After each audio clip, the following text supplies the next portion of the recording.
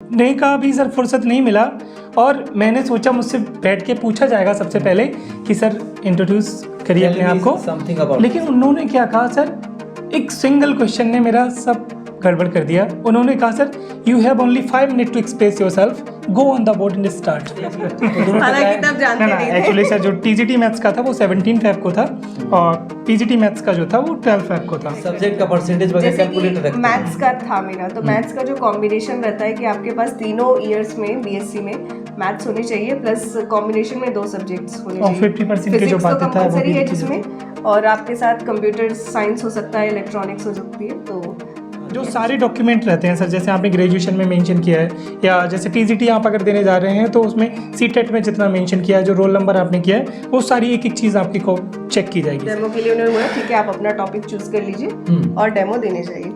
तो मैं उठी और मैं बोर्ड की तरफ गई, और मैंने जो मेरा टॉपिक था रैशनल नंबर्स, उसको बोर्ड पे लिख दिया। अच्छा, रैशनल नंबर मतलब 9th क्लास? 9th क्लास का फर्स्ट टॉपिक उसी को। हालांकि देखिए मैं ऐसा एडवाइस करूंगी कि मैथ्स में जो से थोड़ा बहुत और सब्जेक्ट के बारे में पूछा, फिर उन्होंने जैसे एक स्ट्रैटेजी उनकी रहती है कि और भी क्वेश्चंस पूछें। केंद्रीय विद्यालय में पढ़ाने के अलावा भी बहुत सारे काम होते हैं, और आप केंद्रीय विद्यालय को और नवोदय विद्यालय को कैसे रिलेट कर सकते हो और कैसे अलग अलग है वो दोनों। तो उन्होंने मुझसे ये क्वेश्चन पूछा था। तो बताया आपने क्या, मतलब थोड़ा हाँ सर, जैसे नवोदय विद्यालय जो है, बताने आप। तो मतलब कितना थे डेमो में क्या होता है कि कई बार जाते ही टॉपिक जैसे लिखा हो कहते हैं ठीक है आप बैठ जाइए, तो आपका कैसा रहा? सर वही की डेफिनेशन, 1-2 एग्जाम्पल्स, उसके बाद उन्होंने बुला लिया कि आ जाइए। तो मतलब मिटाया आपने बोर्ड को?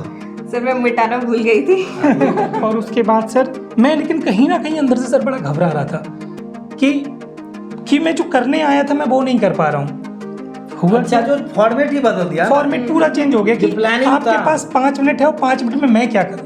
मैं बहुत घबरा गया। तो सर जो पहली चीज़ रहती है वो तो इंजेक्टिव पूछा जाता है, क्योंकि मेरे मन में ये चल रहा था। मैंने सर उनको बताया कि सर इंजेक्टिव फंक्शन ही होता है। फिर मुझे तुरंत ही रिकॉल हुआ, ये मैं बता कह रहा हूँ, ये तो मुझसे सब्जेक्टिव पूछ रहे हैं, मैं इंजेक्टिव क्यों बता रहा हूँ। मैं और डर गया। ठीक है सर, उस समय ये लगा कि अब तो सब स्पॉइल हो गया, अब तो कुछ नहीं बचा। ठीक, लेकिन सर ये जो चीज़ थी, अब मेरे पास एक मौका था अभी पीआरटी वाला। पीआरटी उसके बाद इंटरव्यू? पीआरटी का इंटरव्यू मेरा 27 फेब को था। तो ये जो गलतियां मैंने की, इन सारी गलतियों को सर मैंने वहाँ सुधारा, और वहाँ पे मुझे सिलेक्शन मिला, केवल मेरे इसी कॉन्फिडेंस की वजह से। मतलब मैं बताना सर अपना आपको किसी भी हाल में जब आप इंटरव्यू दे रहे हैं, हाँ। तो अपने आप को इतना हाईली मोटिवेटेड रखिए कि देखिए क्वेश्चन जो वो बहुत अच्छे से जानते हैं, आपने रिटन क्वालिफाई किया है, इसका मतलब है आपके अंदर पोटेंशियल तो है। ठीक है, वो ये चेक करना चाहते हैं वहाँ पे। तू जिंदा है तो जिंदगी की जीत पर यकीन कर, अगर कहीं है स्वर्ग तो उतार ला जमीन पर। तो मतलब स्वर्ग को जमीन पर उतारने की बात जहां तक है, तो बच्चों को शिक्षित करेंगे, राष्ट्र निर्माण में काम करेंगे, तो यही स्वर्ग को जमीन पे उतारने की बात है। आज हमारे साथ है केंद्रीय विद्यालय के 2 शानदार शिक्षक, वीरेंद्र सर हैं और करुणा मैम हैं। दोनों से हम बातचीत करेंगे कि इनके इंटरव्यू का एक्सपीरियंस कैसा रहा और किस तरह के प्रश्न आए, कैसे इन्होंने फेस किया। तो मैम से बात करेंगे टीजीटी मैथमेटिक्स के बारे में, और सर से बात करेंगे पीजीटी मैथमेटिक्स के बारे में। ये अच्छा है, दोनों पति पत्नी है, सबसे अच्छी बात है। बहुत कम लोगों को सेम प्रोफेशन में जीवन साथी मिलता है, और बड़े भाग्यशाली हैं आप मैम। धन्यवाद सर। जी, क्योंकि एक दूसरे को समझते होंगे, जो कठिनाई आती है या अच्छा कोई एक्सपीरियंस रहता है तो शेयर करते हैं। तो मैम आपसे जानना चाहूँगा, कौन से पोस्ट पे कार्यरत हैं अभी आप? सर मैं टीजीटी मैथ्स पे कार्यरत हूँ, केंद्रीय विद्यालय ग्वालियर में। केंद्रीय विद्यालय ग्वालियर में टीजीटी मैथमेटिक्स पोस्ट पे हैं जी। तो कब का सिलेक्शन है आपका? सर मेरा 2019 का सिलेक्शन है। हालांकि तब मैं केंद्रीय विद्यालय कवर्धा, जो कि रायपुर रीजन के अंतर्गत आता है, तब वहाँ पे थी। फिर ट्रांसफर होके मैं अभी यहाँ पे आई हूँ। अच्छा, वर्धा से ग्वालियर में आई हैं? कवर्धा जी। अच्छा, आपका कौन सा स्कूल है अभी? अभी मैं सर केंद्रीय विद्यालय नंबर 1 ग्वालियर में हूँ, और इससे पहले जो मेरी फर्स्ट पोस्टिंग थी वो केंद्रीय विद्यालय नंबर 3 झांसी में थी। तो मतलब दोनों का स्कूल एक नहीं है, लेकिन समीप है? जी जी, नजदीक है। क्या अभी ग्वालियर में जो है वो हम 10 किलोमीटर की डिस्टेंस पे दोनों के स्कूल है। अच्छा अच्छा अच्छा, मतलब भले ही स्कूल का डिस्टेंस 10 किलोमीटर का, दिलों की दूरी 0 है। बिल्कुल सर, कम से कम एक सिटी में रह रहे हैं, इससे बड़ी बात और क्या हो सकती है। दोनों वर्किंग है, तो ये बहुत हाँ, मतलब बहुत बढ़िया है।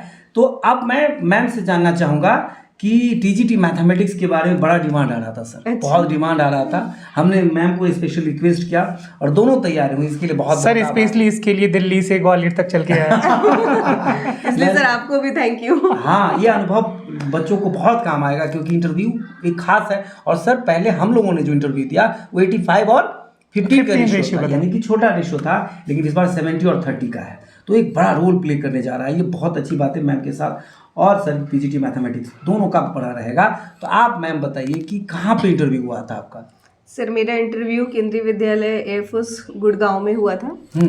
तो जब इंटरव्यू की कॉल आती है तो आपको एक मेल आता है, उसमें कुछ डॉक्यूमेंट्स की लिस्ट मतलब जब रिटर्न का रिजल्ट आता है उसके बाद की बात उसके बाद की बात हाँ। है। तो वो डॉक्यूमेंट्स आपको तैयार करवाने होते हैं, करेक्टर सर्टिफिकेट और मेडिकल और ये सारे, और आप अपने ओरिजिनल डॉक्यूमेंट्स लेके आपको इंटरव्यू वाले प्लेस पे जाना होता है। अच्छा, तो ओरिजिनल डॉक्यूमेंट और उसकी कॉपी जो भर के हाँ, कॉपी आप 3 बंचेस में बना लीजिए ताकि आप वहाँ, और वो सीरियल वाइज लगाइए कि 10th 12th सबकी डिग्री और सर्टिफिकेट सीरियल वाइज लगाइए ताकि उन्हें भी चेक करने में इजी रहे।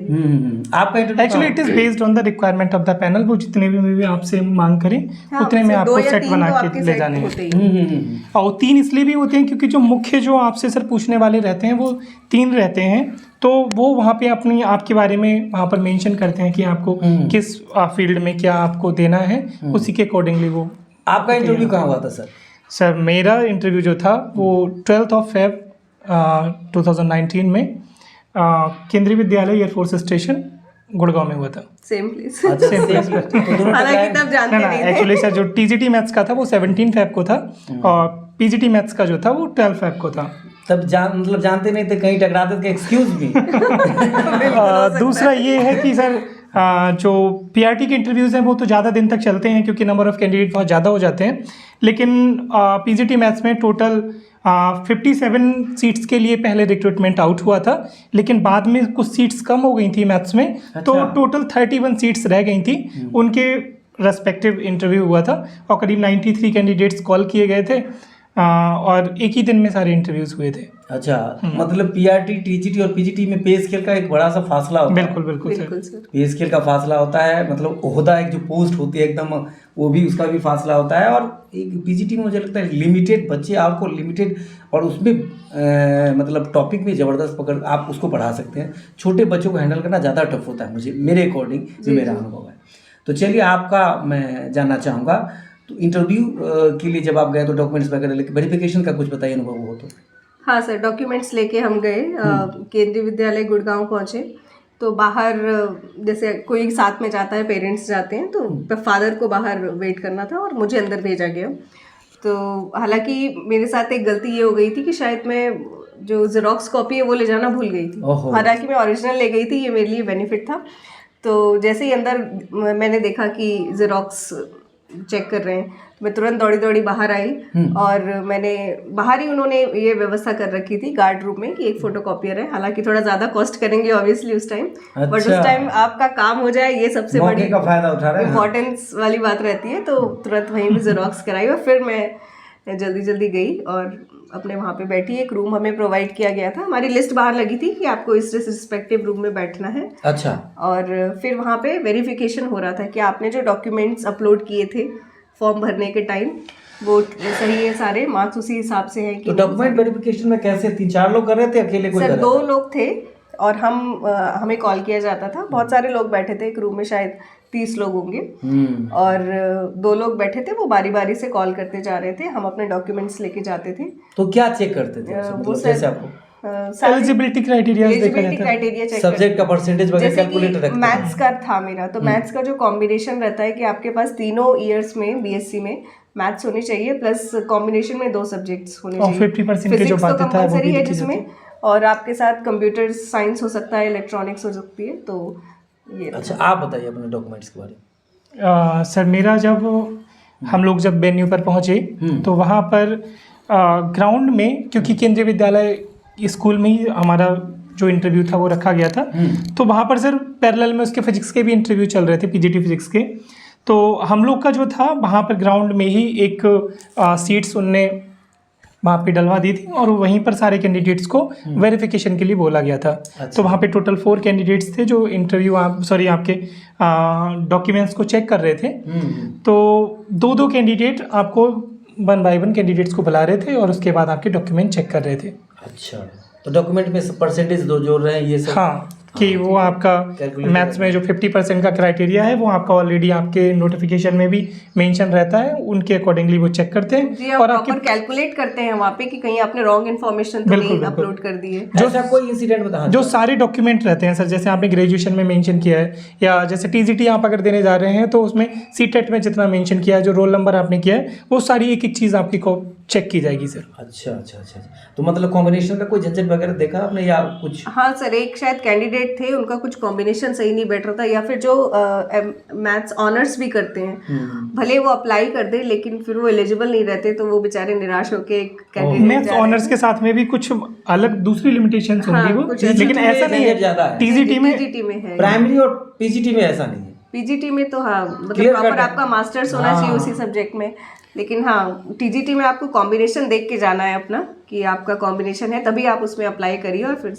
अपनी स्टडी कंटिन्यू करिए। इसके बाद बताइए कब बारी आई, कैसा क्या इंटरव्यू का? सर मेरी बारी आई थी आफ्टरनून शिफ्ट में आई थी, जैसे कि इंटरव्यू 2 शिफ्ट में होता है, मॉर्निंग में और आफ्टरनून में, तो मेरी आफ्टरनून में आई थी। और हमें जिस रूम में बिठाया गया था उसके बाद जैसे हमारा वेरिफिकेशन हो गया, उसके बाद हमें 4-4, 5-5 लोगों को एक सर कॉल करते थे कि आप अब जाके इंटरव्यू रूम के बाहर बैठ जाइए।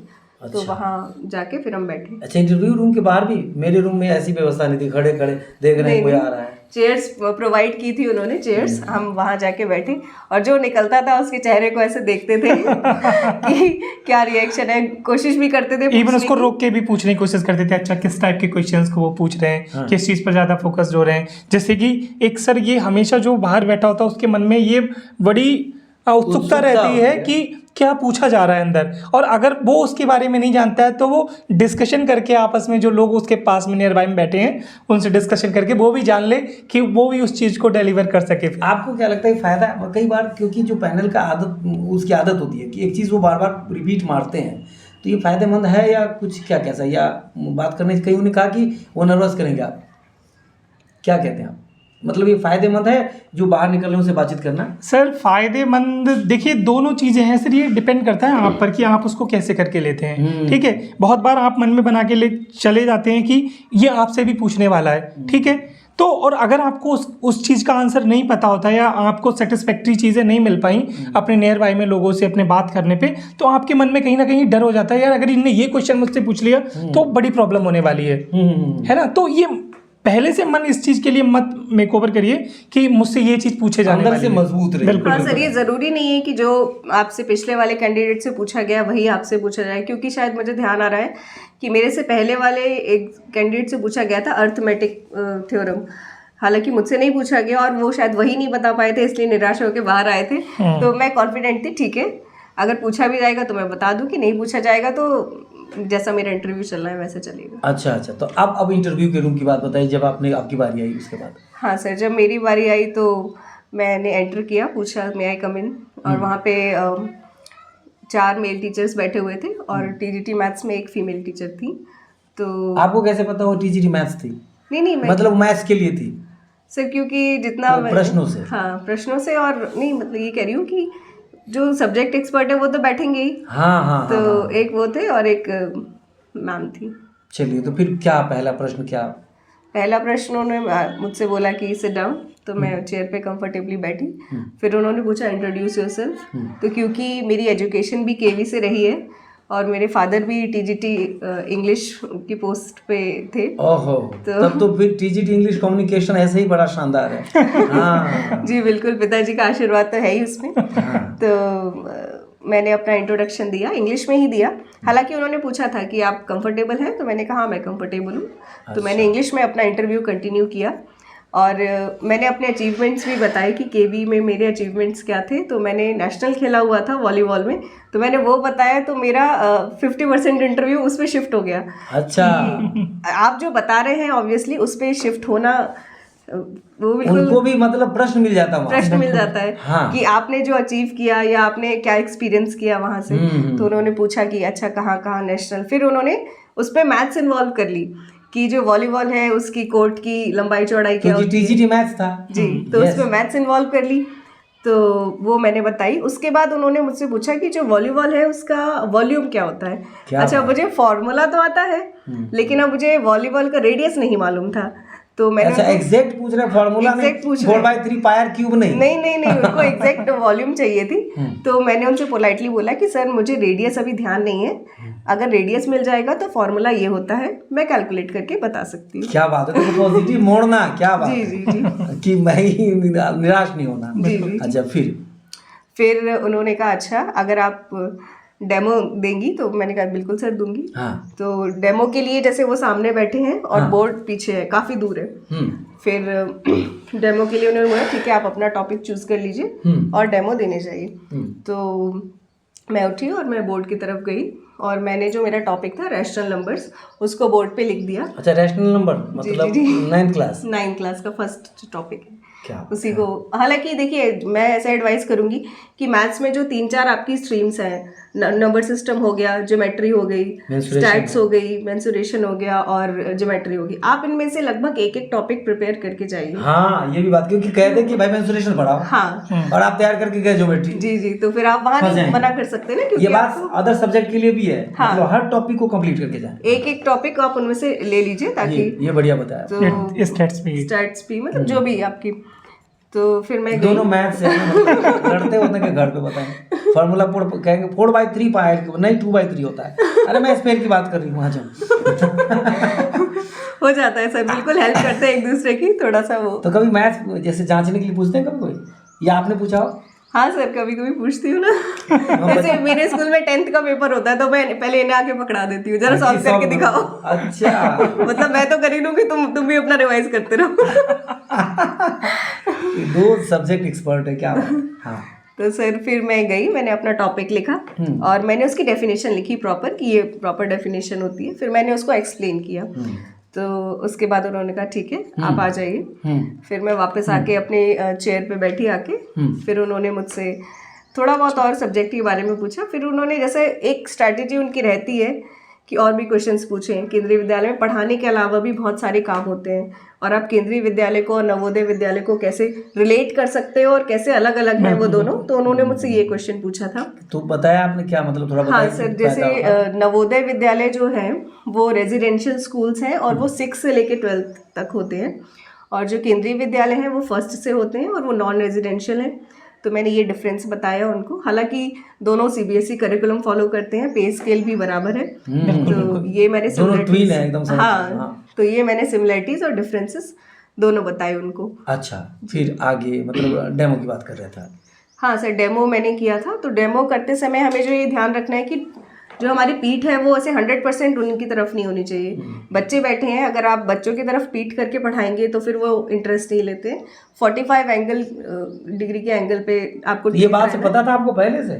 हाँ सर, क्योंकि मेरे फादर रहे हैं केवी में। दूसरा सर, जब बीएड के दौरान तो ये सब चीजें सिखाई जाती हैं, ये सब बारीकियां हमको। बीएड में मैं रेगुलरली स्कूल भी गई थी, कॉलेज भी गई थी। अच्छा, मुझे ये एहसास था कि एकदम ढकना नहीं चाहिए, क्योंकि और लगता है ना पूरा ढक के, लेकिन इतना मतलब एक एक बात, क्योंकि बीएड में क्या होता है कि हमारा कॉलेज हाँ कई बार नहीं भी जाते हैं बच्चे, रेगुलर इस टाइप का नहीं। हाँ, तो वहाँ डेमो हुआ। उसके टॉपिक जो पढ़ा रहे थे उसमें बताइए सर। रैशनल नंबर्स पढ़ाया था मैंने, तो मैंने पूरी डेफिनेशन लिखी थी प्रॉपर, जो पी बाई क्यू के फॉर्म में होता है, Q is not equal to 0, और कुछ एग्जाम्पल्स जरूर लिखने हैं आपको, और जैसे उसका यूज़ कहाँ होता है, क्या उसमें ऐसे। तो ये जो आप टॉपिक पढ़ा रहे हैं उसमें 2, 3, 4, 5 पॉइंट जरूर बताने हैं आपको। तो मतलब कितना थे डेमो में क्या होता है कि कई बार जाते ही टॉपिक जैसे लिखा हो कहते हैं ठीक है आप बैठ जाइए, तो आपका कैसा रहा? सर वही कि डेफिनेशन, 1-2 एग्जाम्पल्स, उसके बाद उन्होंने बुला लिया कि आ जाइए। हाँ। तो मतलब मिटाया आपने बोर्ड को? सर मैं मिटाना भूल गई थी। बता लेकिन हाँ, प्रेफर किया जाता है कि आप मिटा के आए। वीरेंद्र सर बता रहे थे मिटाने के बारे में, क्या करना चाहिए मिटाते समय? अच्छा, मिटाने का सर ये रहता है, देखिए कभी भी आप इस तरीके से यूज़ ना करिए, ठीक है। उससे क्या होता है, जो डस्ट होता है वो पूरा कूद कर आता है। कूदना मतलब वो उड़ता है सराउंडिंग में, ठीक है। इसीलिए उसको हमेशा सजेस्ट किया जाता है आप इस तरीके से उसको रब करिए। ये सब इतने प्रॉपर तरीके से इन्होंने डील लिया है, सारी बातें बताया, तो इस सबको ध्यान में रखना है। अच्छा, तो इसके बाद डेमो के बाद आपको कहा कि बैठ जाइए, फिर उसके बाद और प्रश्न पूछे? हाँ सर, और ये पूछा था उन्होंने मुझसे कि आप केंद्रीय विद्यालय के बारे में और क्या जानती हैं, तो मैंने बताया तो केंद्रीय विद्यालय में पली बड़ी है, पिताजी के विद्यालय में। हाँ। तो वही बताया कि पढ़ाई के साथ साथ यहाँ बहुत अच्छी अपॉर्चुनिटीज मिलती हैं किसी भी बच्चे को, और टीचर्स को भी मिलती हैं, क्योंकि फादर भी रहे थे तो मैंने देखा था कि बहुत सारी ट्रेनिंग्स होती हैं, घूमने का एक बहुत अच्छा मौका मिलता है, जो कि मेरे लिए ट्रैकिंग किए थे, एक पॉजिटिव फैक्टर था। ट्रैकिंग मतलब वो वाला जो सर माउंटेन्स वगैरह पे माउंटेनियरिंग करते हैं। फादर को भी मनाली, दार्जिलिंग, मैसूर, जयपुर, ये केवी की तरफ से। पापा कौन से पोस्ट पे? TGT English. TGT English. तो मुझे उनको देख के बड़ा ही होता था, अच्छा स्कूल की तरफ से जा रहे हैं, बढ़िया घूमने को मिल रहा है, तो मैं भी क्यों ना इसी ऑर्गेनाइजेशन में आऊँ। और वो बोलते भी थे, जैसे मैं उनसे कभी बोलती थी कि आप घुमाने नहीं ले जाते, बोलते तुम केवी में आ जाओ, घूमते घूमते परेशान हो जाओगी। कई लोग परेशान हो जाते हैं। हाँ, अब हालांकि मैं एंजॉय करती हूँ। ये बढ़िया है, ये बढ़िया है। मतलब केवी पूरा देश का एक नागरिक बना देता है, किसी राज्य का नहीं, देश के हैं आप। तो ये बढ़िया रहा, मतलब डेमो वगैरह सब कुछ हो जाने के बाद फिर कैसा, मतलब रिएक्शन कैसा था पैनल का? रिएक्शन सर अच्छा था, हालांकि वो आपको डराने की कोशिश करेंगे अपने चेहरे से, चेहरे से भी, और कभी जैसे ऐसे डराएंगे क्योंकि ऑल इंडिया है। तो मुझसे बोला कि अगर आपकी पोस्टिंग मेघालय दे देंगे तो क्या आप जाएंगी? तो मैंने कहा बिल्कुल जाऊंगी सर, मुझे अगर एक अच्छी जॉब मिलेगी तो मैं बिल्कुल वहाँ जाना प्रेफर करूँगी। और क्योंकि मैं फैमिलियर थी, तो एक मैडम अपने आप बोली कि वो क्योंकि फैमिलियर है केवी से, तो जानती है कि कुछ साल बाद ट्रांसफर हो जाएगा तो वो चली जाएगी कहीं भी। तो ये एक अच्छी पॉइंट थी मेरे लिए। ये सारी बातें डिस्कशन मतलब हो रहे थे, और जो गौर कर रहे थे, घूर रहे थे, जो साइकोलॉजी देखते हो हाँ सर, वो तो ऑब्जर्व कर रहे थे, लेकिन आपको डरना नहीं है, आपको पोलाइटली सबके तरफ आई कांटेक्ट बनाते हुए, और जिस लैंग्वेज में अगर आप कंफर्टेबल हैं उसमें बोलना है। और वो इंग्लिश में पूछ रहे हैं, आप इंग्लिश में बता दीजिए, हिंदी में पूछ रहे हैं। कपड़े कैसे, साड़ी पहन के गई थी? नहीं सर, साड़ी नहीं पहन के गई थी। काफ़ी मैंने देखा था, जैसे लोग इंटरव्यू वगैरह में लोग जाते हैं साड़ी प्रेफर करते हैं, बट मैंने सूट प्रेफर किया था, और क्योंकि ठंड थी तो एक कोट और पहना था उसके ऊपर। अच्छा। जिसमें कंफर्टेबल है आप उसमें जाइए, मतलब सूट साड़ी, बहुत ज़्यादा और ड्रेस नहीं पहननी है। आप क्या बता रहे थे कि हेड गर्ल थी इसलिए इतना एकदम ये सारी बातें बताई कि मैं हेड गर्ल थी? मतलब आपने वेरिफिकेशन किया था इसका कि थी या नहीं?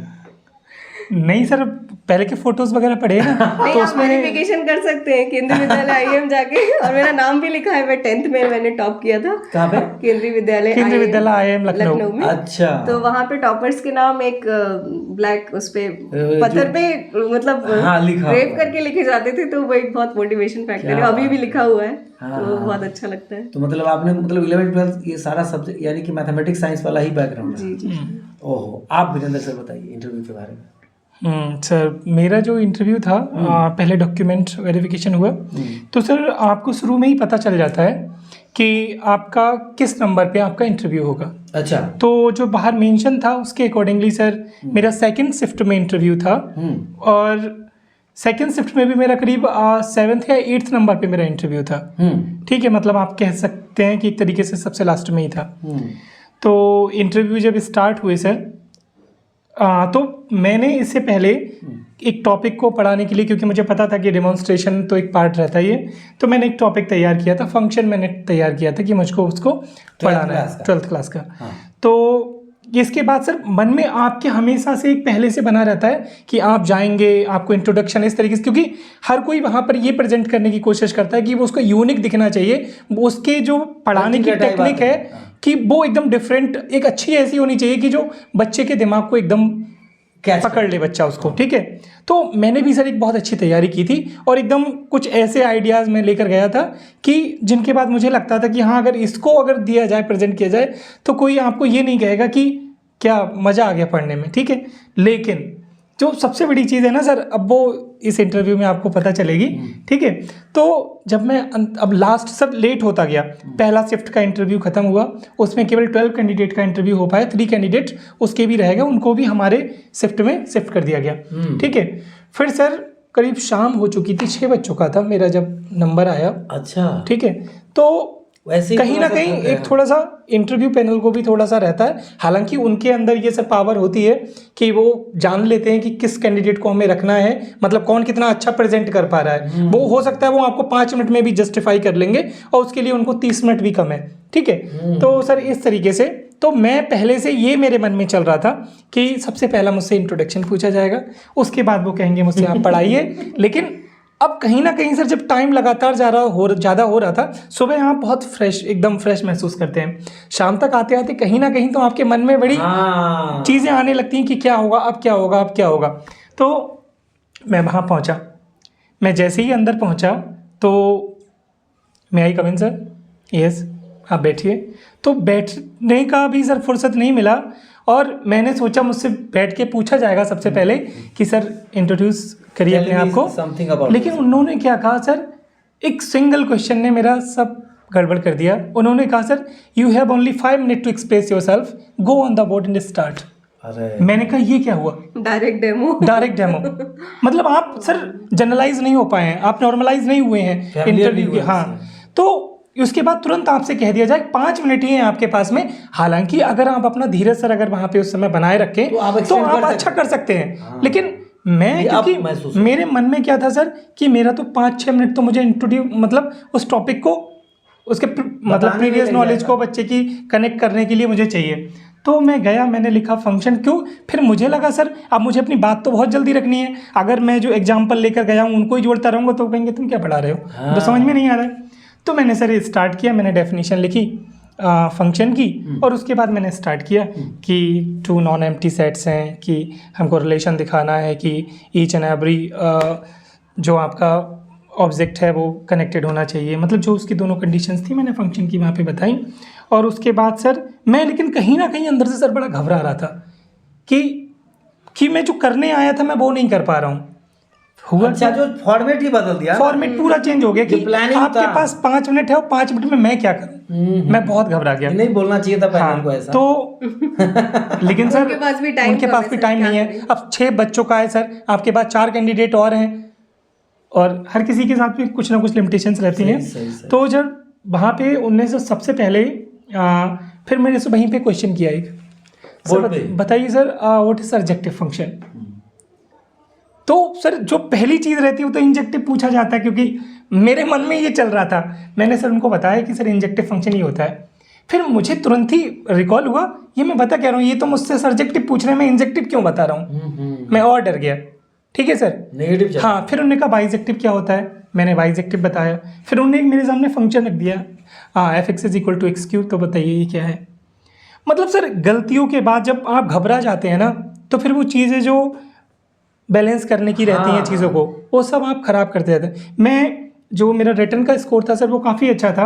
और जो मेरे प्रीवियस इंटरव्यूज़, जब मैं इससे पहले मैं कॉन्टेक्चुअल पीजीटी मैथ्स पढ़ाता था केंद्रीय विद्यालय पीलीभीत में। अच्छा। तो कहीं ना कहीं मैं सर कॉन्फिडेंट तो बहुत था कि जितने बार मैं इंटरव्यू देता हूँ तो मैं हमेशा फर्स्ट पोजीशन को ले लेता हूँ, मुझे बहुत सारे कॉल्स आ जाते हैं। और इन चीज़ों को लेकर अपनी प्रीवियस जो मेरे पास था उसको लेकर मैं बहुत कॉन्फिडेंट था। लेकिन फिर भी आप देखिए, एक जो होता है ना फैक्टर कि आपके पास जॉब नहीं है, ठीक है, वो फैक्टर आपको इतना कभी कभार डरा देता है कि उसकी वजह से आप चीज़ें गड़बड़ कर लेते हैं। हाँ। तो वहाँ पर सर वो चीज़ें गड़बड़ हुई। मैं कभी ये नहीं कहूँगा कि मुझे इंटरव्यू पैनल ने कम नंबर दिए, ठीक, मैं क्योंकि मैंने चीज़ें गड़बड़ की थी और इसी चीज़ का तो सर टेस्ट हो रहा है इंटरव्यू। रिटर्न में कितने नंबर ऐसे कुछ याद है? रिटर्न में सर मेरा 91 स्कोर था और 88 पर कट ऑफ गई थी। अच्छा। लेकिन क्योंकि नंबर ऑफ कैंडिडेट से बहुत कम थे, केवल 16 कैंडिडेट के लिए निकला था नोटिफिकेशन। 16 ऑल ओवर इंडिया 16, हाँ। तो सर उसमें क्या हुआ, जब 16 के रेस्पेक्ट में किया तो फिर जो अंतर था, जो डिफरेंस था टॉपर का और जो बाउंड्री पे था, उनका ज़्यादा मिल ही नहीं पाया, क्योंकि उनने सबसे ज़्यादा जो टॉप लेवल के कैंडिडेट थे वो उनने सेलेक्ट किए। ठीक है, तो उस हिसाब से अगर देखा जाए सर तो वो मार्क्स कम नहीं था। वो जो आपका 3 नंबर का जो गैप था वो नंबर कहीं ना कहीं आपको ऊपर की लिस्ट में ही बना रहा था। ठीक है, क्योंकि जो मोस्ट ऑफ द कैंडिडेट थे उनके नंबर थे 89, 88, 90, इतने मतलब 88 पे सबसे ज़्यादा थे, फिर कुछ 89 पे थे। जो ऊपर जैसे जैसे बढ़ रहे थे तो नंबर ऑफ कैंडिडेट कम हो रहे थे। 88 पे बहुत सारे थे। 88 पे बहुत सारे थे, क्योंकि बहुत ज़्यादा लोगों को कॉल नहीं किया गया था, तो उसके हिसाब से वो काफ़ी। तो फिर इंटरव्यू ओवरऑल मतलब इसके बाद जब निकले तो थोड़ा अच्छा नहीं फील हुआ सर? उस समय ये लगा कि अब तो सब स्पॉइल हो गया, अब तो कुछ नहीं बचा। ठीक, लेकिन सर ये जो चीज़ थी, अब मेरे पास एक मौका था अभी पीआरटी वाला। पीआरटी उसके बाद इंटरव्यू? पीआरटी का इंटरव्यू मेरा 27 फ़रवरी को था। तो ये जो गलतियाँ मैंने की, इन सारी गलतियों को सर मैंने वहाँ सुधारा और वहाँ पे मुझे सिलेक्शन मिला, केवल मेरे इसी कॉन्फिडेंस की वजह से। यहाँ पर भी जैसे अब मैं आपको एक चीज़ बताना चाहूँगा, बहुत सारे कैंडिडेट्स के मन में ये होगा कि उनका रिटन स्कोर बहुत ज़्यादा है। हमारे टाइम में जो रेशियो था वो 85:15 का था। 15 जो रेशियो था वो इंटरव्यू का था और 85 पे आपका रिटन था। लेकिन उस समय भी आप देखिए, और मैं आप लिस्ट अपनी चेक करिएगा, अगर आपको 18 की लिस्ट मिल जाए तो उसमें आप देखिएगा कि जो फर्स्ट टॉपर है, जो 4th नंबर पे टॉपर है, ऑल इंडिया 4th नंबर पे जो है, वो सर मेरे बराबर मार्क्स ही पाया था और मैं इंटरव्यू से बाहर हुआ था। ठीक है, मैं भी अगर मुझे 2 नंबर और मिल जाते इंटरव्यू में तो मैं भी सर उस लिस्ट में कहीं ना कहीं आ जाता, चाहे भले ही मुझे सिलेक्शन मिलता, पोजीशन मिलता। सिलेक्शन मेरा नहीं हुआ उसमें फाइनली। तो मतलब इंटरव्यू में, यानी कि आपने बताया कि रिटर्न में मैं ठीक ठाक था। रिटर्न में मैं अच्छे नंबर पे था, मतलब जो लिस्ट थी, जो ओबीसी की लिस्ट थी सर, उसमें मैं 9th पोजीशन पे था। अच्छा। तो उसके बाद भी मैं नहीं था सर फाइनल लिस्ट में। कितना दिया था इंटरव्यू में नंबर? 22। सर इसमें मैं थोड़ा सा बताना चाहूँगी, आप पूछ रहे थे कि क्या डायरेक्टली रेशनल नंबर इंट्रोड्यूस किया था, तो मैं बताना चाहूँगी बिल्कुल जीरो से मैंने लिया था कि नेचुरल नंबर क्या होते हैं, होल नंबर्स क्या होते हैं, फिर आपके इंटीजर्स क्या होते हैं, फिर मैं आई थी रेशनल नंबर पे। तो एक पूरा जो फ्लो चार्ट होता है पहले मैंने वो बनाया था, क्योंकि जब आप कोई टॉपिक पढ़ाने जा रहे हैं तो आप बच्चे की प्रीवियस नॉलेज से भी कनेक्ट करेंगे ना। तो नंबर सिस्टम में तो जैसे नंबर्स बिल्कुल बेसिक है, 1 2 3 4 काउंटिंग नंबर्स, जिनको हम बोलते हैं कि फैन काउंट करेंगे तो 1 से शुरू करेंगे, वो नेचुरल नंबर्स हैं। फिर होल नंबर्स बताया, ऐसे एक वेन डायग्राम तरह का बनाया था। उसके बाद मैंने किया था कि इसके बाद आता है ये रेशनल नंबर और इसकी डेफिनेशन ऐसे है, और ये फिर आगे कंटिन्यू किया। तो मतलब आप, अच्छा सर का तो कम नॉलेज नहीं है आपसे सॉरी फॉर कंपैरिजन, लेकिन नहीं एक होता है कि कुछ गलत होता है, जैसे कि सर चीज़ें जब आपकी गलत होनी शुरू हो जाती हैं फिर आप उसको कोशिश करते हैं कि मैं उसको ठीक कर लूँ, लेकिन समय की भी आपके पास में सर एक वो लगा रहता है, एक लिमिट रहती है बताने का। जैसे आपको पीजीटी इंटरव्यू देने के बाद प्राइमरी में उसका एक फायदा मिला दोनों को, बिल्कुल। मतलब मैं बताना सर अपना आपको किसी भी हाल में जब आप इंटरव्यू दे रहे हैं तो अपने आप को इतना हाईली मोटिवेटेड रखिए कि देखिए क्वेश्चन जो वो बहुत अच्छे से जानते हैं, आपने रिटन क्वालिफाई किया है, इसका मतलब है आपके अंदर पोटेंशियल तो है, ठीक है। वो ये चेक करना चाहते हैं वहाँ पे कि कल को जब बच्चों के सामने रियल लाइफ सिचुएशन जब आपके सामने आएगी तब आप कैसे कर पाएंगे। तो आपका एटीट्यूड, ठीक है, और आप कितने कॉन्फिडेंट रहते हैं अपनी चीज़ों के प्रति, वो ये चेक करना चाहते हैं। तो आप मुझे ये जानना चाहूँगा जी, इतना नॉलेज सब कुछ होने के बाद मैं ये बताना चाहूँगा सर, अभी प्राइमरी टीचर के रूप में कार्यरत हैं और पीजीटी के लिए कितने नंबर से रह गए थे?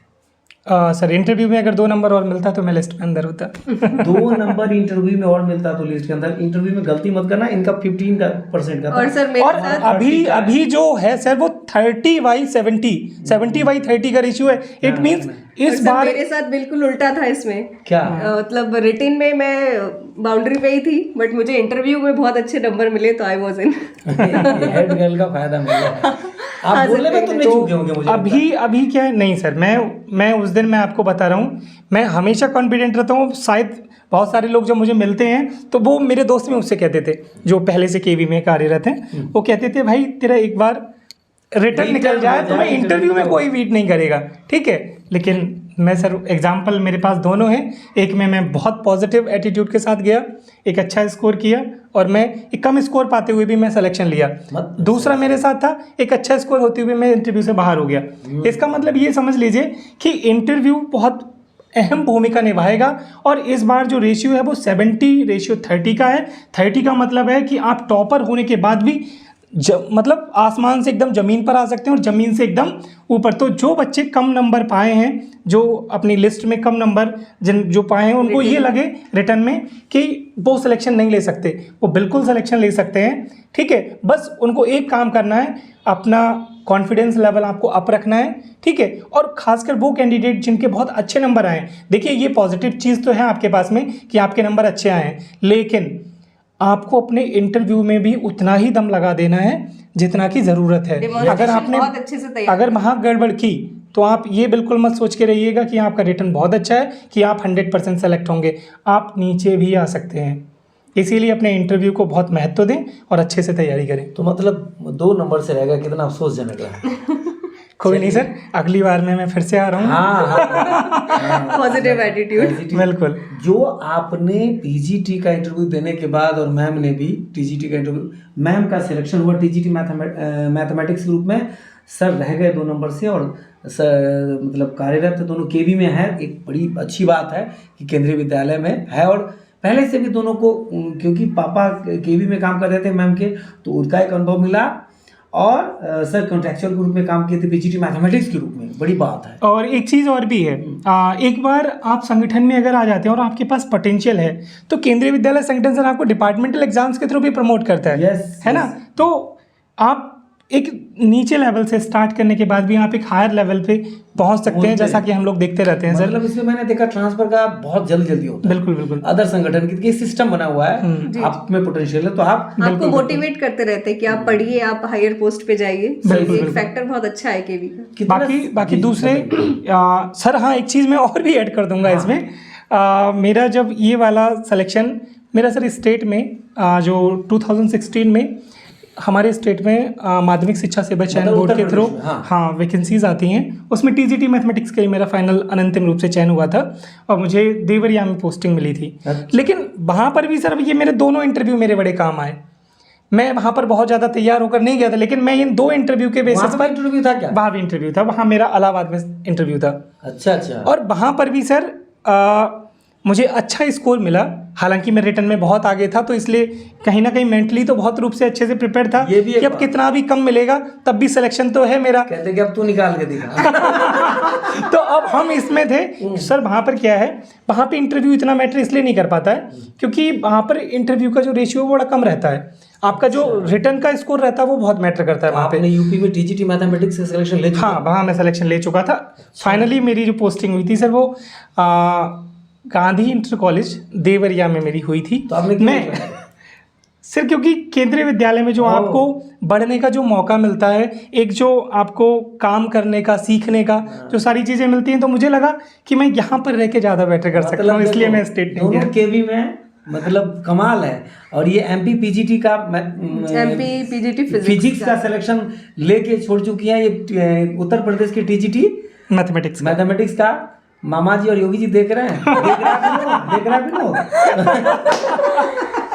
सर ऐसा ना, कल्चर में जब आप आ जाते हैं, केवी कल्चर को जो एंजॉय करने लगते हैं, तो फिर आपको बाकी फिर कुछ आपको सर समझ में नहीं आता कि आपको लगता है फिर वो सारे ऑर्गेनाइजेशन बेकार है। प्रेस्टिजियस इंस्टीट्यूशन है ऑल इंडिया लेवल पे, और अपनी एक समझ भी होती है, अपना एक चॉइस भी होता है। हालांकि केवी में आप आके आपको काम बहुत अच्छा करना पड़ेगा, लेकिन अगर आप उसके लिए तैयार हैं, आप डिटरमाइंड हैं कि जो आपको काम मिलेगा वो आप अच्छे से करेंगे, तो कोई ऐसी खास दिक्कत नहीं आती आपको। एक आप जॉब कर रहे हैं, आप बच्चों के लिए हैं वहाँ पे, तो आपको अपना पूरा डिवोशन उसके लिए देना मतलब आपको साथ में 24 नंबर दिया, 26 होता तो सिलेक्शन हो जाता?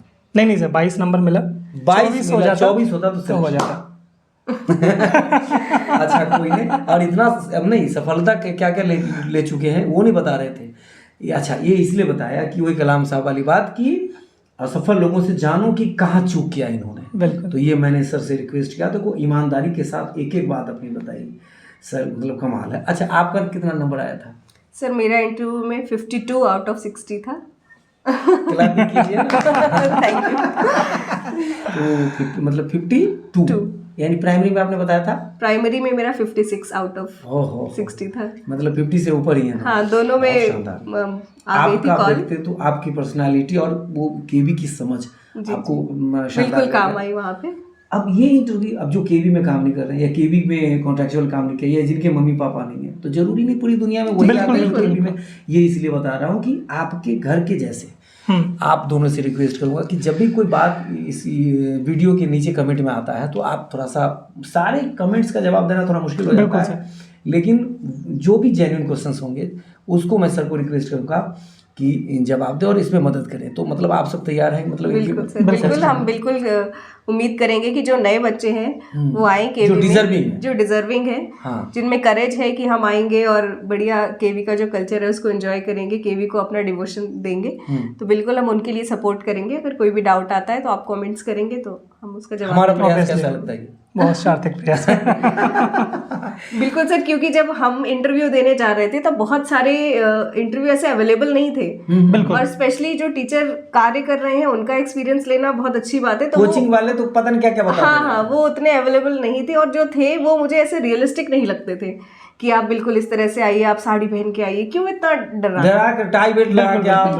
डरने की जरूरत नहीं है सर। आप जो है, आपको जेन्युइन रहना है, मतलब आपको कोई भी चीज़ शो ऑफ नहीं करनी है कि आपके पास नहीं है फिर भी आप उसको प्रेजेंट करने की कोशिश करेंगे। आप जो ये काम कर रहे हैं यूट्यूब के थ्रू ऑल इंडिया के कोने कोने बच्चों को जो एक गाइडेंस प्रोवाइड करें, बहुत अच्छा। आप सबका सहयोग लेंगे, मतलब आप हमारे परिवार का हिस्सा हैं। मतलब ऑफलाइन में थोड़ा मुश्किल होता है, लेकिन थोड़े बहुत किया जा सकता है। बिल्कुल सर। ऑफलाइन जब भी गैदरिंग वगैरह कुछ ऐसा किया जाता है तो हम बच्चों के लिए कार्य कर रहे हैं कि हमने जो गलती की या हमारा जो कहीं ना कहीं प्रयास, और गवर्नमेंट जॉब पाना स्टेबिलिटी के लिए आप बता रहे थे कितनी मतलब ज़रूरत है। बिल्कुल सर, सही बात है। जब सिलेक्शन हुआ तो पापा का रिएक्शन कैसा था? बिल्कुल सर, बहुत खुश हुए थे और जितने भी उनके फ्रेंड्स थे उनको कॉल कर करके बता रहे थे कि बेटी भी आ गई है। सर एक चीज़ और है, हाँ, पापा भी केंद्रीय विद्यालय नंबर 2 ग्वालियर में थे और रिटायरमेंट के 1 साल बाद ही वो अपनी बिटिया को ज्वाइन कराने गए। ठीक है, सेम स्कूल में जहाँ से ये पढ़ी हुई हैं उसी स्कूल में सर आज ये रिटायर से पहले। नहीं, रिटायरमेंट हो गया था। रिटायरमेंट का हो चुका था। मेरी फर्स्ट पोस्टिंग तो कवर्धा में थी, रायपुर रीजन में, लेकिन जब मैं ट्रांसफर हुआ मेरा तो मुझे वही स्कूल मिल गया जहाँ पे मैंने पढ़ाई की थी और जहाँ पे मेरे फादर रिटायर हुए थे जहाँ से, तो वो एक मेरे लिए बहुत अच्छी बात रही। आपके पिताजी का मेहनत, आपका मेहनत और आपका आत्मविश्वास, कॉन्फिडेंस, ये आप सब एक मैटर बनता है। बिल्कुल सर ने कॉन्ट्रेक्चुअल काम किया।